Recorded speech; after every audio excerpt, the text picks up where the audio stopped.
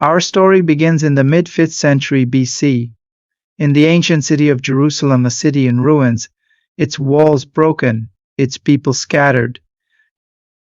The once glorious heart of the Jewish people had suffered years of neglect. But in the 20th year of the Persian king Artaxerxes I, a humble yet determined figure would rise to restore it. His name was Nehemiah. Nehemiah was no ordinary man, he was the cupbearer to the Persian king, a man trusted with the life of the ruler of the most powerful empire in the world. When news reached him of Jerusalem's desolation, Nehemiah knew he had to act.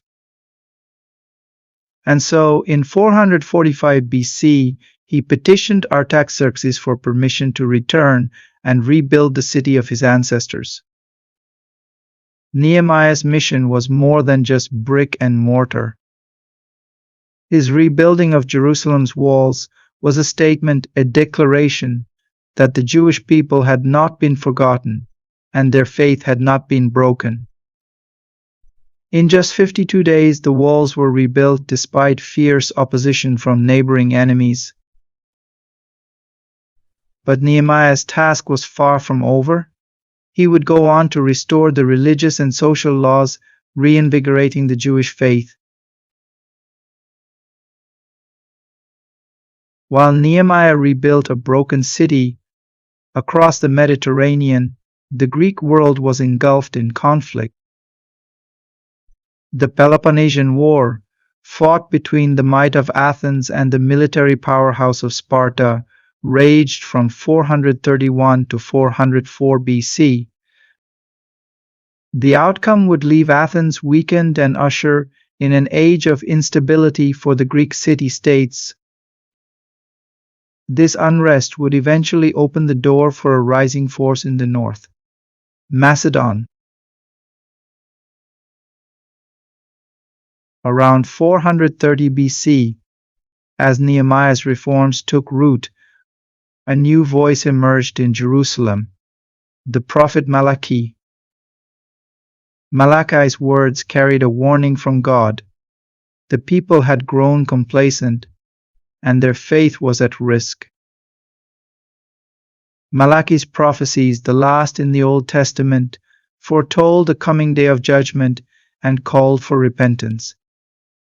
His message would resonate for centuries, influencing both Jewish and Christian thought.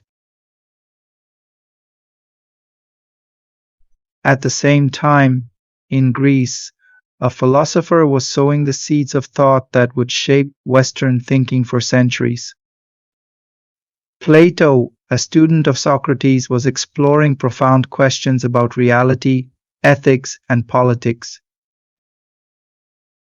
Through his famous dialogues like the Republic, Plato sought to understand the nature of justice, the ideal society, and the human soul. In 356 BC, in the small kingdom of Macedon, a boy was born who would change the world. Alexander, son of Philip II. From an early age, Alexander was marked for greatness. Trained in philosophy by Aristotle, a student of Plato, and skilled in the art of war by his father, Alexander grew to be a man of boundless ambition. In 338 BC, Alexander, still a young prince, fought alongside his father at the Battle of Chaeronea. The Macedonian army, led by Philip, crushed the combined forces of Athens and Thebes, bringing the Greek city-states under Macedonian control. It was a decisive moment, the beginning of Macedon's dominance over Greece. 2 years later, Philip was assassinated and Alexander ascended to the throne. Alexander's first ambition was to conquer the vast Persian Empire, then ruled by Darius III. In 334 BC, Alexander crossed the Hellespont into Asia Minor, defeating the Persian forces at the Battle of the Granicus. It was the first of Alexander's many victories. With each victory, Alexander's legend grew. By 332 BC, he had taken Phoenicia and Gaza. Legend tells of his encounter with the high priest of Jerusalem, Jadus, who showed him prophecies from the book of Daniel foretelling his rise.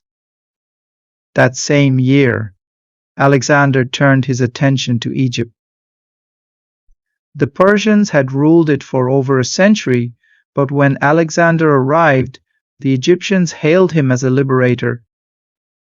In the city that now bears his name, Alexandria, he founded a center of Hellenistic culture and learning. In 331 BC, Alexander faced Darius for the final time at the Battle of Gaugamela. Vastly outnumbered, Alexander's tactical brilliance once again prevailed. Darius fled, and the Persian Empire, which had ruled the ancient world for over 200 years, fell into Alexander's hands. As he entered Babylon, Alexander was not just a conqueror, he was the heir to the great empires of the past. His empire stretched from Greece to Egypt and into the heart of Persia, but even that was not enough. In 326 BC, Alexander marched eastward into the unknown lands of India. There, he met one of his most formidable opponents, King Porus of the Punjab. At the Battle of the Hydaspes, Alexander's troops faced war elephants for the first time, but won an epic battle against Porus. Impressed by Porus's bravery, Alexander made him an ally and a satrap. But in 323 BC, at the height of his power, Alexander the Great fell ill and died in the city of Babylon. He was just 32 years old. His death marked the end of an era, leaving his empire without a clear successor. The lands he conquered were divided, and his generals fought for control in the years to come.